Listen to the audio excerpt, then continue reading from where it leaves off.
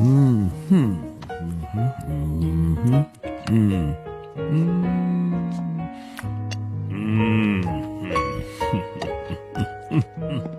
present to you the Luther, a full-pound burger patty covered in cheese, grilled onion, 5 strips of bacon, all sandwiched between 2 donuts. 2 Krispy Kreme donuts. It's called the Luther because it was supposed to have been invented by Mr. Luther Vandross himself. Luther Vandross is dead. And what's your point?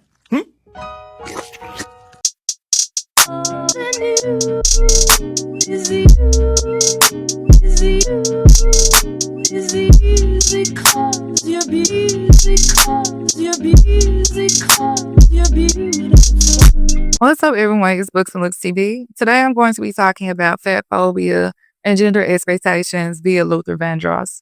Big deal. Out of your weight. Does it bother you? Yeah, it's bothersome right now. Now that you're asking me, it's bothersome because I don't enjoy talking about it a lot. You know, my record company, J Records, used to always insist, "Oh, you got it," because I used to say, "I don't want to talk about that.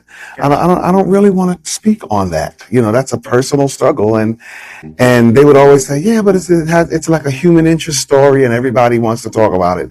I'm saying, "Yeah, but what if I talk about it and gain any of it back? You know, then I have to carry that type of paranoia." So that's one of the reasons I don't really like to talk about it. I want to live my life. No black male balladeer of the 1980s and 1990s has captured so many diverse audiences as Luther Vandross. And no singer has come to so thoroughly affected the songs of lovemaking, romance, and just overall intimacy. I would claim that Vandross stood apart from his peer artists in the 1980s, partly as a result of his ambivalence to disclose his sexuality, heterosexual, bisexual, or homosexual, and through his association with discourses conventionally associated with femininity. A House Is Not Home paints a picture of a sensitive narrator who longs for, quite simply put, romantic space. While Warwick's performance of the song might have redistributed rather than reimagined the available female narratives of passivity, Vandross' performance of the song in 1981 expands the available mainstream representations of Black masculinity. As sung by Vandross, the 1981 version becomes a narrative of male vulnerability, if not outright submissiveness. No longer actively in control of destiny, the male performer of A House Is Not a Home must sit and wait for his partner to turn this house into a home. While this portrayal of sensitive Black men within domestic space has become old hat by the late 1990s, that project was something of a commercial risk in 1981, when A House Is Not a Home climbed the R&B charts. Hi, Luther. Hello. I would like to know if there was a lucky lady in your life. Are there any one of several you want to talk about today? Right now, no. Right now, I like my W-4 form the way it is. What's a W-4 form? Is that It's your tax return form. And these, when you don't claim dependents and all of that, you know. It's menial stuff. Okay. Questions about my sexuality, well, I suppose just always be questions. What I owe you is my music, my talent, my best effort, you know. That's all. I will neither deny or confirm that any such rumors about personal things like that are true or untrue. I won't give the satisfaction of a denial because that is a submission of sort. I wouldn't even address it. I would just say, mind your business.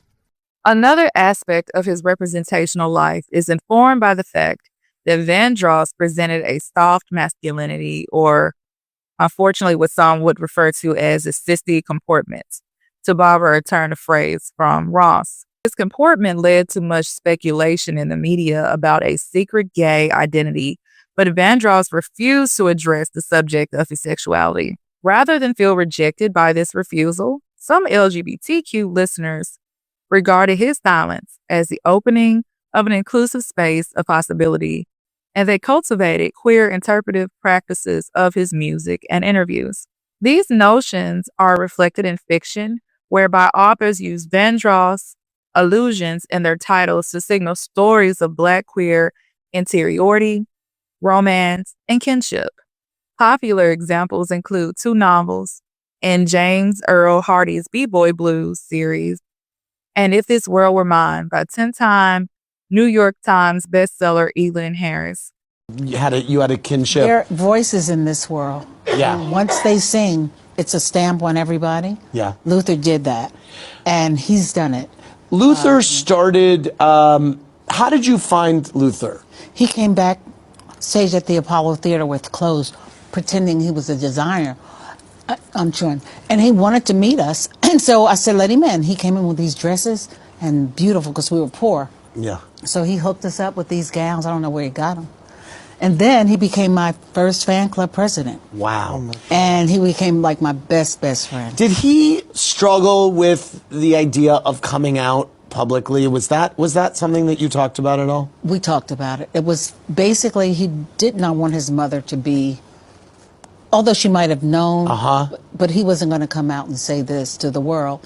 And he had a lot of lady fans, and he told me that he just didn't want to upset the world. He was known as he was a singer of love songs. And yeah, but it was hard for him. Yeah. It was hard. What a wonderful man. In 1985, Luther Vandross expressed anger over false rumors that he had contracted AIDS, which he believed were harming his reputation and career.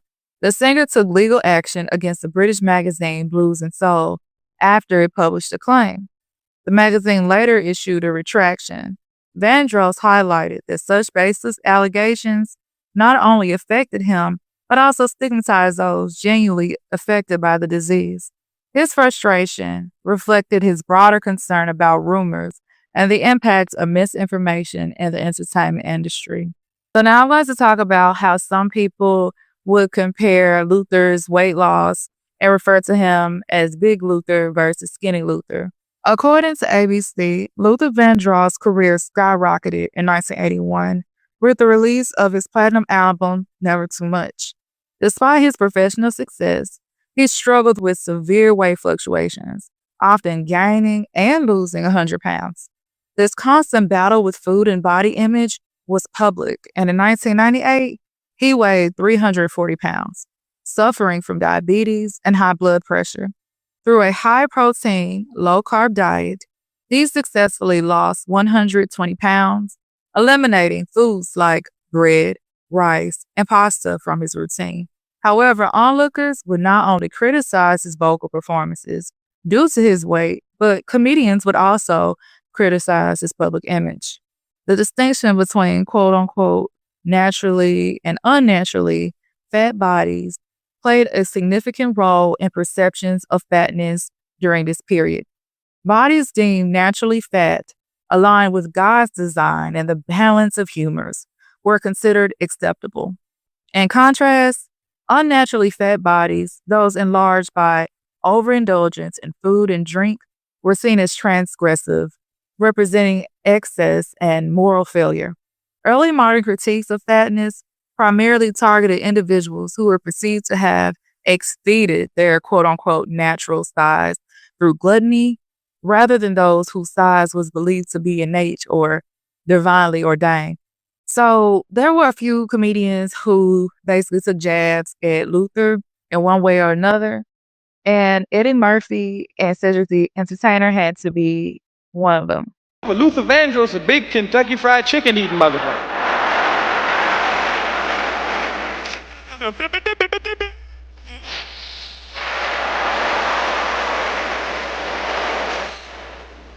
All you got to do is sing. Me Luther Vandross. Eddie, hey, you ain't going too goddamn far now.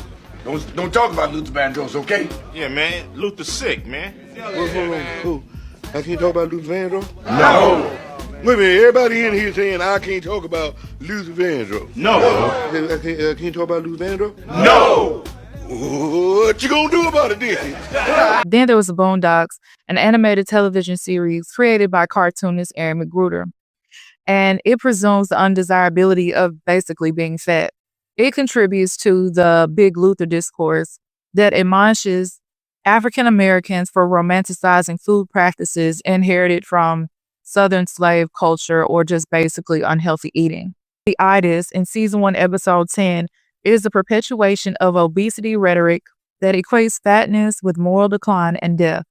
Then there was the film Queen and Slim, a conversation between the characters about Luther Vandross, where Slim asks Queen, skinny Luther or fat Luther, sparking a debate about which version of Vandross was the better singer. Their discussion, however, centers on his weight rather than his vocal talent or musical skill.